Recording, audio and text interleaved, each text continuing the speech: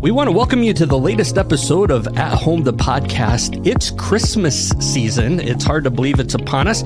Actually, looking outside earlier today, the snow had started to fly, Angie. Yes. Are you excited about that? Well, I'd rather have snow than rain. My husband's not excited because he plows snow. So. Oh, that's a good point. I was going to say, snow brings to the farm, it brings a little bit of a break, doesn't it? Kind of, yes. But there's also other things. Yeah. But I think in general, winter in itself kind of seems like a quiet, restful, peaceful time. Yeah, I can see that. But I think the calendar for church just gets busier and busier. Yeah, so what we want to do today in this episode is we want to talk about Advent. We want to talk about some of the themes surrounding Advent. We have some special guests in the studio with you and me, Angie. We'll introduce in just a minute, but let's talk about this concept of Advent a little bit. Advent and especially the process of waiting. Yes. Well, Advent, if many of you are familiar with, it really means coming. It's an anticipation, and Advent season is set up in the church calendar as a time and a place to just sit and wait for the coming of Christ. And that first Advent was the birth in the manger, but there's also a second Advent, which is Christ's second coming. So we are kind of in the in-between stage. I'm not a very patient person by nature. For me, waiting is like 10 minutes in line at Meijer, and I'm ready to be done. And I think, boy, that was everything that I could do for waiting.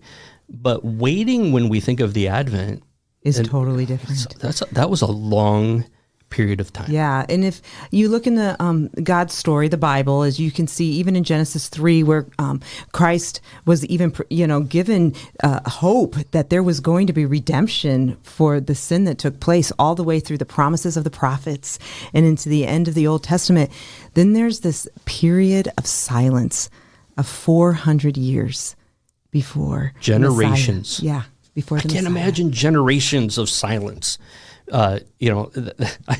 6 months of silence, 6 months of waiting has to be excruciating. Yeah. But generations. But I think we have to realize, too, that in this, it is generational, but it's God's time versus our time. And we measure time totally different than God does. And in that, he kind of knew this whole time. He knew what was going to happen. And then Christ came, and he didn't just come in like a slow prediction. He came in a moment, and it totally changed. And I love how we've even talked a little bit how in the scriptures, the angels come to the shepherds. And what's the word that the Luke uses there? It says what? Suddenly, a host of angels came and said, "Glory to God in the highest. He's been born. Finally, the Messiah is here." And so I just think this Advent is just a process for us to realize that God's time isn't our time. He calls us to wait. He calls us to sit in his story and to see his story come to fruition. Yeah, absolutely. So let's introduce our guests today. We have some friends in studio with us that have meant a lot, and they have been on a journey of waiting. Rob and Kris Henschen, we're glad that you are here for a lot of reasons. Rob, we're glad that you're here. Thank you. And you guys have had quite a story of waiting. Let's start wherever you want to start. Let's talk about this process of what you've been through, physically speaking, over the last number of years. Give us a little backstory. To people who may not know you, tell us a little bit about your journey. This journey in particular started probably about 2.5 years ago. And it was just coming out of the COVID thing, and when the COVID came through, it kicked up a genetic condition I have called alpha-1 antitrypsin deficiency.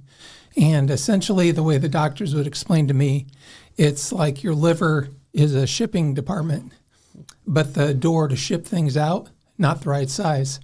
Mm-hmm. So all the toxins and things that the liver cleans your blood with can't get released on a normal basis, which has you develop different conditions like losing muscle, losing fat, the backlog of ammonia, which starts a condition called haptic encephalopathy, which is a fancy word to say. It puts you in a coma for a few days while your body works that out. And that's when it started then. We had one episode, and there was probably about another year I mean, I was being treated for it, but nothing really happened. And then near the end of 22 and the great majority of the first half of this year, it really hit hard. I was probably going via ambulance to the hospital at least once, sometimes twice a month, usually unconscious from the toxins in my bloodstream. And that's kind of where we were. At what point, you mentioned going back and forth to the hospital, and we live in a small town, for those who might be listening in another part of the country, or for that part, another part of the world who listens to this podcast. We live in a small town. It has a stop light and several stop signs. And for us, where we live, which actually used to be your house, when the ambulance would come by, it would run through our stop sign. And if it's going to our nursing home right down the street, it shuts off its sirens. But if it continues on, then I know, it's not the nursing home. It's something different. And I can remember a number of mornings, 7, 8 in the morning, you could hear the sirens continue on. And every once in a while, I'd text Chris, is Rob going to the hospital again? And my heart would just sink watching you guys go through this process every couple times a month.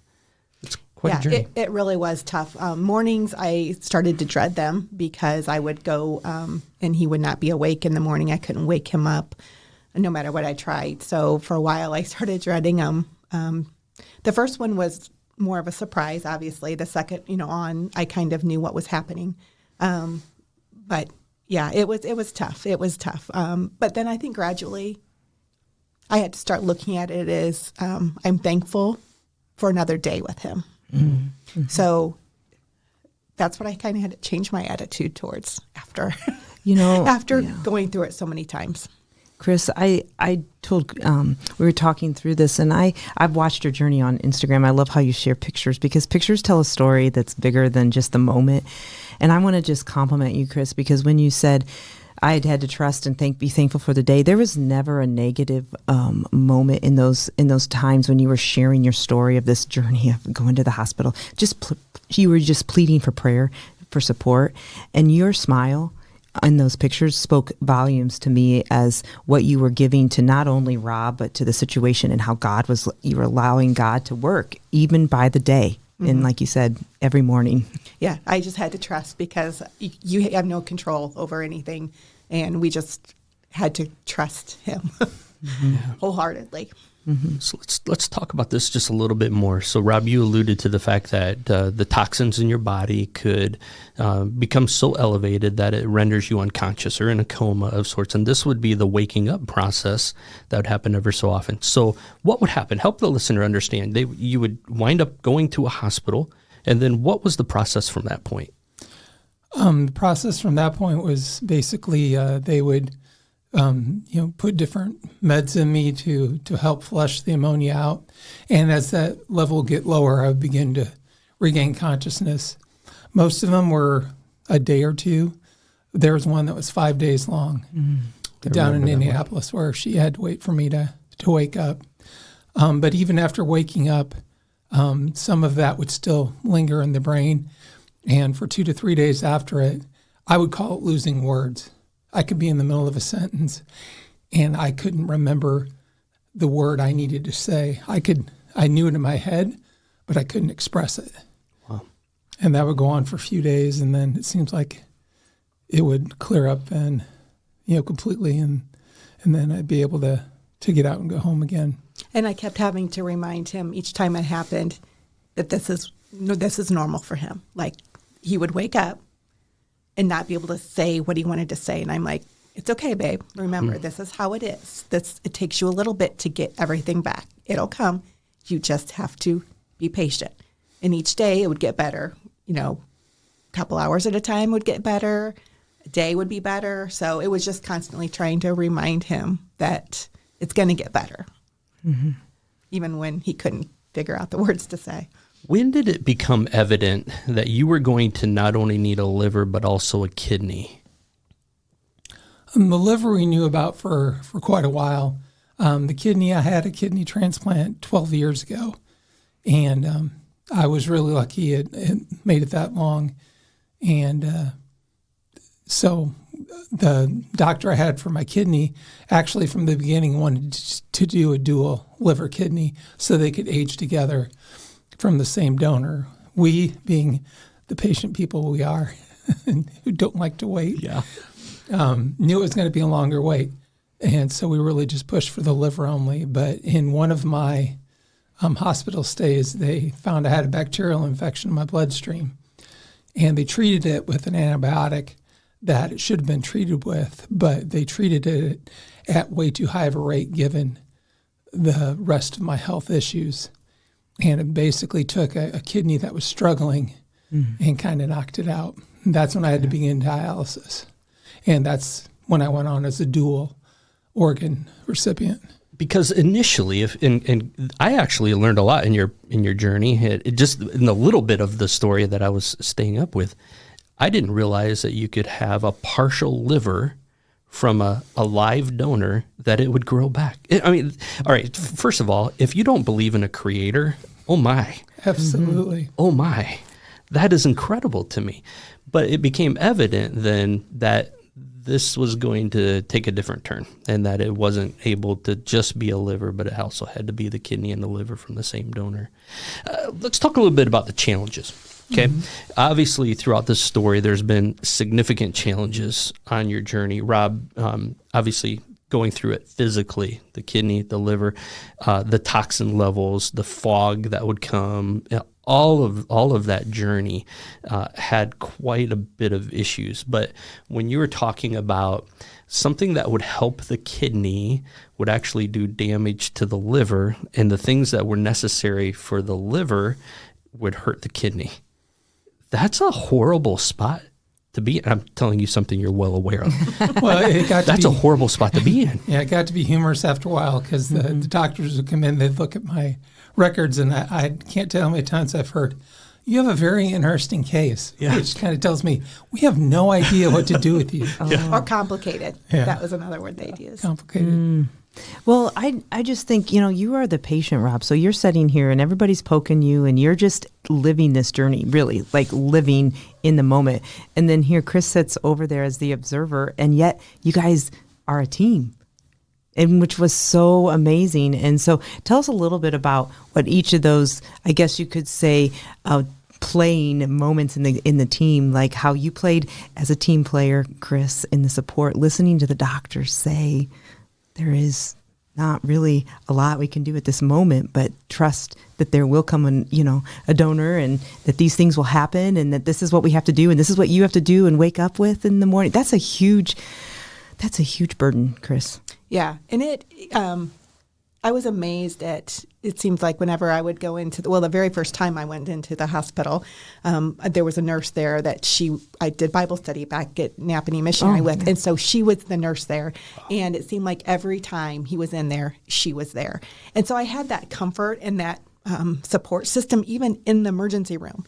And as we'd go back many times, the same doctors would be there. And the one time he would be like, yep, I saw your name come up and I knew what we were going to be dealing with. And just that, and knowing they know how to treat him because he's been a patient of history with them. And they'd be like, yep, we just need to get his ammonias down. And it's funny you mentioned being a partner, because I started to know what to tell them when he was out of, okay, you can't use this on him, you have to use this, and his skin's sensitive, and just the list. And I'd be like, I'm sorry, I'm trying to tell you what to do, but this is, and you just learn. You learn each time you go. I tried to learn more how to take care of him, sometimes too much, I guess, but just trying to be an advocate for him and just trying to know the best way to take care of him. Oftentimes, when a couple is standing before a preacher in front of a crowd on their wedding day, we use the phrase for better or worse, in sickness and in health. Kris, I don't want to say this in any kind of way to embarrass you by any means. I have been able to walk through health situations with a lot of families. I can honestly say I don't think I've ever met somebody who has handled this with a level of grace, and I can't even look at you right now because I think I'm gonna cry. The the godly model at which you walked through this season is an incredible testimony. It was to me, and a testimony, I think, to so many people who saw you carry weight that you would, humanly speaking, we would say, I shouldn't have to be here. And I think so many times people turn bitter and they turn angry. And I'm sure there's that in the story, right? But the grace at which you handled this is as much a testimony of God's goodness in this story as Rob's incredible recovery. And so thank you for modeling so well. Yeah, I think part of that is we'll be married 27 years in the end of this month, and we've been through a lot in 27 years. You don't think when you stand up there that you're going to go through all that we have been through together. And I just constantly had to remember back the faithfulness of God. And some days that was the only thing that got me through and kept my attitude positive. And I knew I had to be positive for him because it wouldn't help if I was upset. And so really, I really had to hang on to God's faithfulness and trust. And that's how I've had to do it. I just think that sometimes when we hear that God is good and that he works for the good of those who love him, that we think the good looks a certain way according to the lens we're looking through. And that good is sometimes so different than what we expect. And so what I think what Kris is saying too is that you guys constantly fought to see the good. And I think it's a fight. Because Satan wants to keep you down, and he kept you down. These challenges, we could go on. Like there's so many challenges, and I think even you got to this next point in your journey. You're sitting here. You're on a double donor list, and then what happens next? The waiting. Yeah, and then your eyes, and then your eyes. Yeah. Mm-hmm. Explain that one. Yeah. Yep. Yeah. One of the conditions of the liver disease that I had was low blood pressure. And when I started going through dialysis, if you come off what they call being too dry, when they extract too much fluid, your blood pressure can drop even more. Well, mine got dangerously low, and my retina and macula detached to my left eye to the point where I couldn't see at all from it. So I had to have retinal surgery done to that and along the way. Mm-hmm. So just another, and when I say this is that we can get to this point and you're like, God, another thing, another moment, another piece in time. I remember that morning that text message came in. And again, I get a lot of text messages in the morning when I'm laying in bed. I can remember where I was. I just was laying there and I remember reading it and I said, oh, and Shauna said, what? And I said, like, listen to this. Like, and I remember saying to her, it's like it's just pouring rain in the situation. Like, is there any relief? And I kind of almost felt like my mind went back to Job. It went back to other things like, God, why? I mean, when is enough? When is enough enough? And how come? And all those questions in minds start to ask that question, why? And so I remember that morning then, I texted the elders, I texted our staff, and we started praying for you guys that the surgery, one, would be successful, but that required you to come off the donor list for a season. Mm-hmm. And man, I could just remember thinking to myself, Lord, please, not now, of all the times, not now. Right. And so you went through the surgery and it wound up to the moment being, actually your recovery, if I recall right, was faster than anticipated. Yes, it was. Yeah. So you have to go through the process of laying flat on your stomach, correct? Actually, no. The way mine was, I had to keep for 2 or 3 days, I had to keep my head face down, but my body upright. And then for the next 2 weeks, I had to do everything sitting upright, including sleeping. Attempting to sleep. True. Yeah. Gotcha. Man, Kris, during this season, Is there, and I just ask, you say that you held on to God's faithfulness. Was there other things that you held on to, a verse or a thought or something that you really felt, okay, God, you're going to get us through this? I don't necessarily know if this was just a verse, but I just felt like God was saying, I've got you. I've got you. You're not going anywhere. I've had you all along, and I'm going to continue to be with you. And I think it just, when something else would come up, and you mentioned Job, and one night I said to Rob, do you ever feel like you're Job? And he's like, have you read Job's story? He's like, I have my family, I have my, my business. He's like, Job went through so much more. And I was kind of alluding to that one thing after another. But I think for us too is when one of us would be down, the other one would be up. So we were never down at the same time. And we just knew that we had to, if we were discouraged the night and the next morning, we had to change our attitude and to be the positive. And I just, like I said, I just felt like God was just saying, I've got you. And that's what I just had to hold on to that. It became evident, the reality set in, that you are going to need a kidney and you're going to need a liver. And the reality is this is no longer an option for it to be a live donor. Somebody has to give their life in order for you to have life in the long run. Talk to me about that process, because I can remember your prayer requests, and I remember how that wrestling match went in your mind. Talk to us a little bit about that. That was a tough struggle. Still is, to an extent. But, yeah, knowing someone would have to lose their life for me to essentially regain mine, it was tough.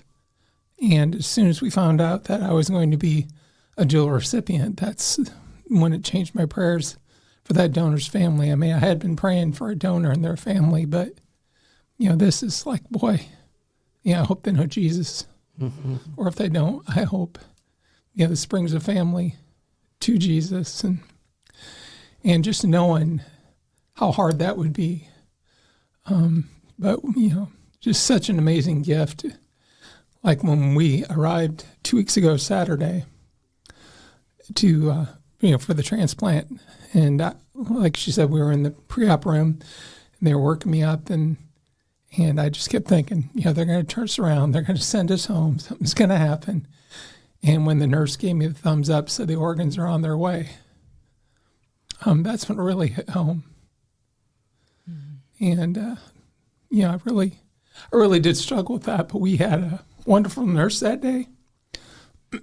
Her husband, I believe, had gotten a liver transplant years before. And she said, don't feel bad, don't feel guilty. That was their path. And they wanted to do this. They wanted to share those organs to give somebody new life. And she said, today it's you. Mm-hmm. And I needed to hear that. You got a phone call, and you never know when that phone call is going to come. Talk to us about that day you got the phone call that organs are available. And we live a couple hours away, right from Indianapolis. Yeah. Yeah, it was that Saturday. It was right around lunchtime. Kris had been out to run some errands, so I was just home alone. And I had made myself a sandwich and had some fruit and I think some chips. I was just sitting down to eat. And my phone rings, and it's no caller ID. And they said, you got to answer those because it could be transplant. Well, between when I went on the list and when I got the real call, I bet you I got about 100 calls that were not transplant related. So I'm like, okay, let's answer it. So I answered it, and they said, this is the IU Transplant Center. Can you be here in 4 hours? We have a kidney and a liver for you. And I'm like, yeah, I think we can do that. She's like, when's the last time you've eaten? I'm like, I had one cracker, but I said, I have my lunch right here. She was like, don't eat, grab your bags and come. So, hung up the phone, and Kris is over at her parents' house. And I'm like, you got to come home now. We got to go. We got the call. What did that feel like, Kris, when he called you? I've had my bags packed since August, a suitcase in my bedroom. Yeah. Because in August, when they said it would be a dual, they said, it won't be long. Well, then his numbers got better, so that pushed him further down the list. but my suitcase was still there. But of course, that was summer. I packed warmer stuff for the hospital. So now I've been using out of the suitcase that was there. But so when he calls me and he says, come home, I'm like, what? Seriously? Like you imagine where you're going to be when you get that phone call. And like, oh my word. So of course I get behind slow drivers coming from Napanee to Wakarusa. And I think all the way home, like, what did I have to grab? What I have to, trying to remember everything. And he was sitting right there at the drop zone of our house waiting for me to get my stuff and get packed up when I got there. So it was a very quick turnaround to leave for Indianapolis. But I think it was always we always were told you could come halfway. You could come all the way down and it still not be a go. So you kind of have to prepare yourself for that. Yeah. But I was calling everybody, telling him to pray, and he's like, stop. What if it's not it? And I'm like, no, honey, we gotta have people praying that it's a go, that these organs are going to work. And so, yeah. Because it was always a question, right? Yeah. And there was always that, in that you don't have doubt. You're not doubting God. You're just like, is this real? Like, is it really real? Right. Is this going to work this time? Is this really the call? Yeah.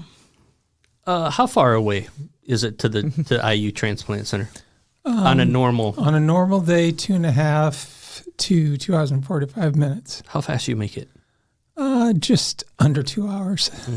I was reminded repeatedly along the way that we're the recipients and not the donors. So yes. Oh man. Let's make a shift here in the conversation, kind of back to where we started. Angie, you and I started talking about waiting and the process of waiting. In this journey, you had no guarantees.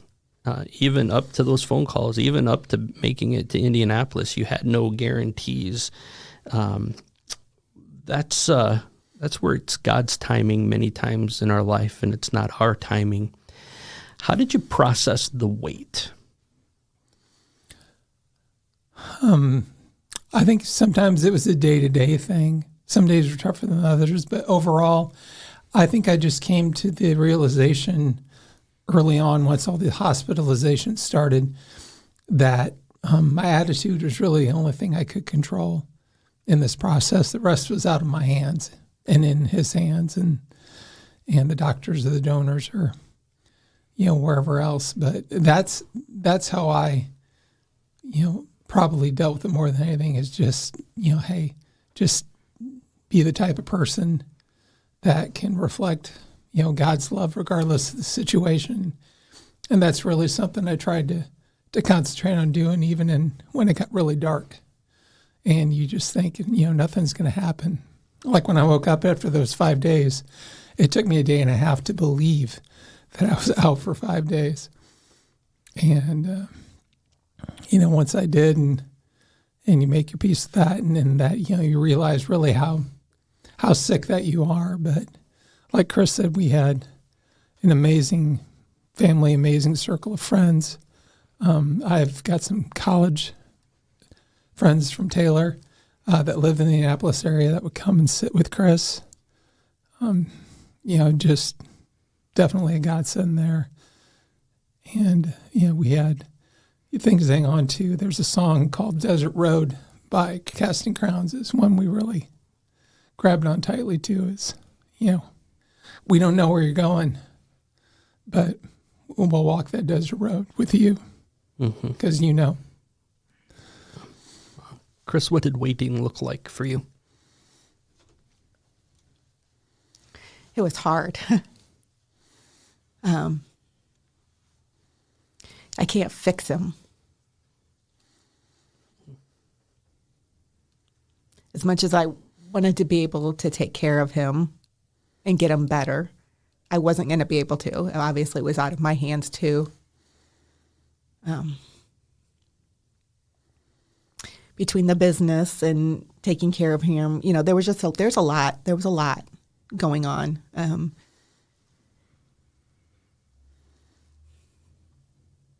And I know there were some days it was only by prayer that got us through.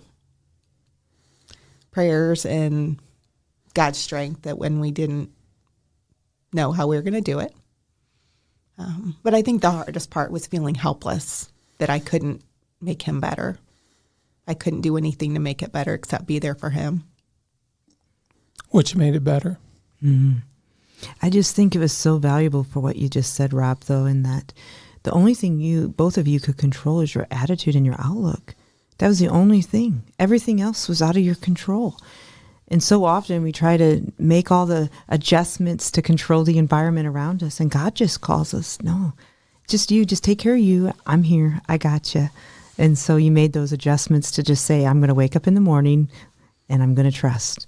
I'm going to walk one day at a time, which you said, and know that his redemption is here. It's here. This is so raw. This was only 2 weeks ago, and it's here. And I just want to commend you guys for that small truth that you can only change your attitude. When he said that stuck out in my mind too. That's perspective, and that's just not on a physical journey. That's in life. That's just a really great principle to do our best in life to live by. In life, there are mountaintop experiences and there are valley experiences. I often explain it like this in church. We live for the mountaintop experiences and we want to get out of the valley experiences as fast as we can. But there are a lot of lessons to learn in the valleys of life. When you guys look back over this journey of years, what are some of the lessons that maybe you learned in the valleys?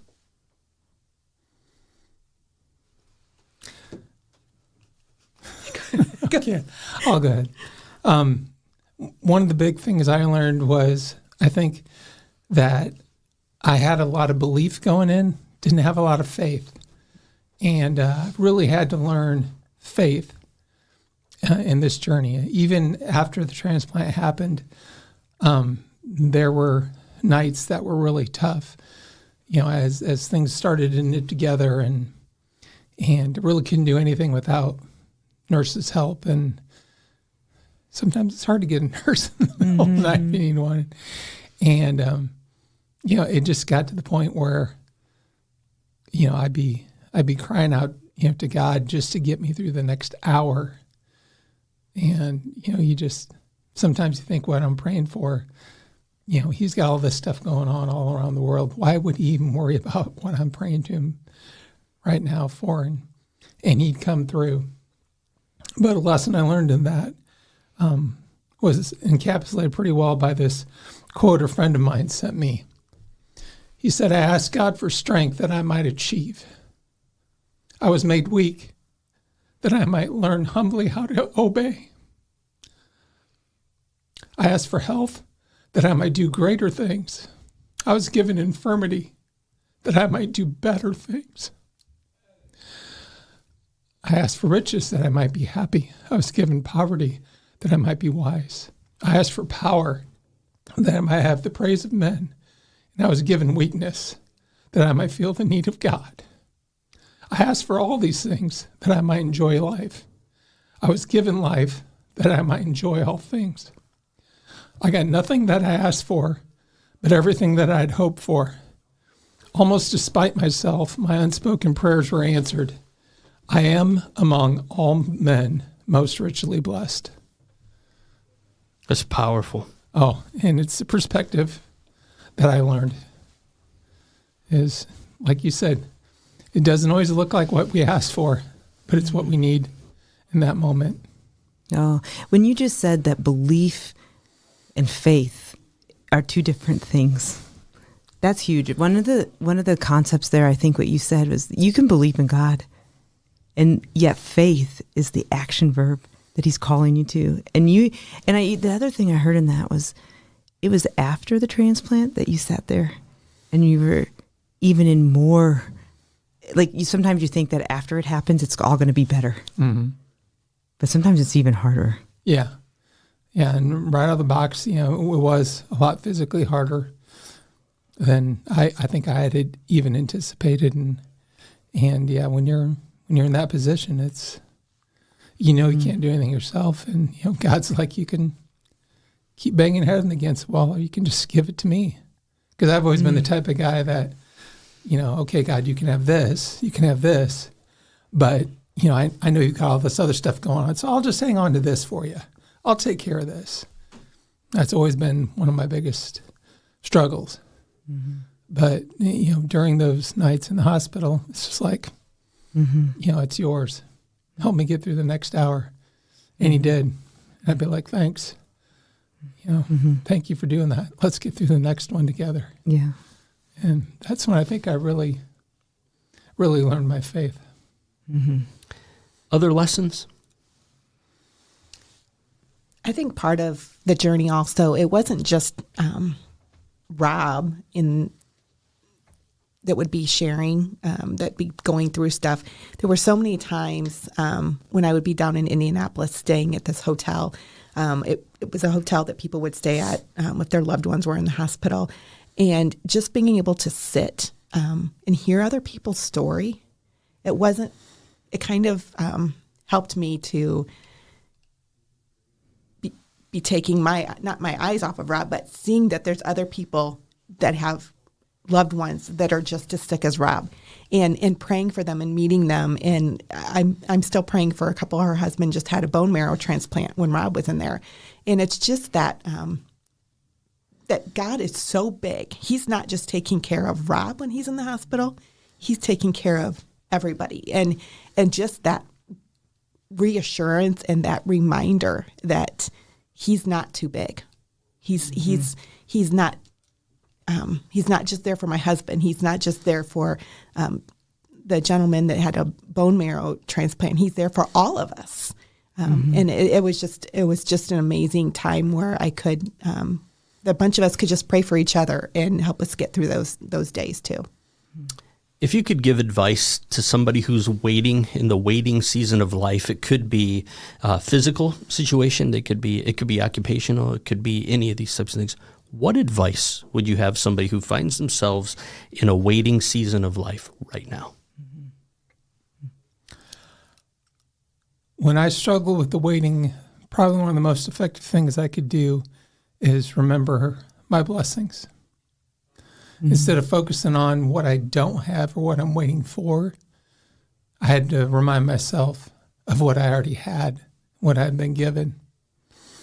And some days that was easier than others, but if I took enough time, there was always way more things that I've been blessed by than what I've been waiting for. So that was a good tool for me in the waiting. And also just spending time in the Bible and in the Word. I was very fortunate too, not only to have a wife that I can talk to about anything, but I'm part of a men's group on Saturday mornings that I could be real in, and they could share the burden with me and pray with me, and our couples small group here at Walking Missionary. We could do the same with community. I think is so huge, especially in the waiting too. I don't believe that we were meant to go alone, and very, very blessed to have a community that can kind of hold my arms up when the battle's still raging like they did with Moses. Do you think that there's a piece of this puzzle we haven't talked a little bit about? How do your kids play into this story and the waiting? And I only ask you because I sat here this whole time, and what you guys have went through is a test, and that begins to show a testimony. But the people closest to you see that testimony in real time. And your kids live at home, or I know there's some of it at school, and one's married, and that kind of thing. How in that did that play out? And anything you learned in that, even as parents guiding children through something that they couldn't control and couldn't understand? Our daughter is at Ball State in nursing school, so this kind of gave her a different look too, not just as her father, but as a patient. And so at first, the first time he was in a coma, she didn't want to come. She was scared of, I think, more scared he wouldn't wake up, and that wasn't how she wanted to remember him. And I had taken a picture of him and sent it to my son, and he's like, "Oh, he looks really peaceful." And And I think as the process went, and then there were other times when he would, the toxins would be too much, and Paige was home. And so she could see what I wake up to. And she was a huge blessing at times, just being there. And she would always be like, Mom, I'll come. I'll sit with you. She was more home. Obviously, our son's in Indianapolis, and so it was further for him. But it was amazing. And they all happened to be, Paige was at Ball State, and her boyfriend was there. So they drove up to Indianapolis last Saturday that he got the call. And they were all able to be in the waiting room with us. And my son made a comment how it was such a positive waiting room. And I think that's how God wanted it. He didn't want us to, he wanted us to be trusting him, and we did. He didn't want us to be crying and being worried. We just had to trust him. And it was just when he said that, I'm like, that's the way I wanted him to see it. I wanted him to see that it wasn't us being worried or scared or not believing that God was going to pull him through this. So that was a positive. That was a blessing to me too. What's next? You've often referred to this when I say something to the extent of, "Hey, I'd love to hear your story," and you often just stop and say, "It's his story. It's not my story." What's next? I know you're only a couple of weeks on the side of this recovery, but what do you see? For me, physically, a big part of it is, getting back to full speed. I mean, even further than I was before. It's one of those things, I think, if you have a progressive, disease like this, you don't realize, quote, how sick you are until you start getting better. And, that's been neat to watch that improve and just watch, how God's putting everything back together. As far as what entails that for us, I've just always been of the opinion that the more I read the Bible, the more you see stories of broken people, physically, emotionally, and see how God uses them. And that's really been my prayer.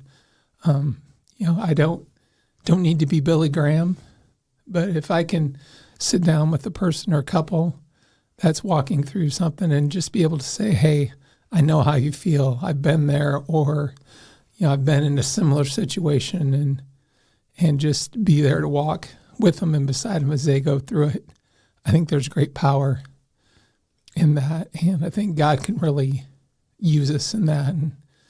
And I guess that's probably what I would like to see, and what I see as far as how this story can continue to progress. Rob and Chris, I am grateful that you took time out of your schedule and really, with this being so fresh, to come in and spend some time in the studio for us, making the effort and literally making the effort, because one thing I failed to mention is that our studio is upstairs. And so that was a challenge in and of itself. But thank you for climbing those stairs and spending some time with us today. Angie, we're back to the Christmas season, and it's a season of waiting. And I think for the Henschen family, Thanksgiving and Christmas look a lot different this year. And when we think about waiting, any last words on waiting? Well, I definitely think that God's promise is so key in the waiting, that what he promises, he will do. It doesn't necessarily make sense to us. Like, so many times we hear all these things that happened and all these things that went on even in your journey.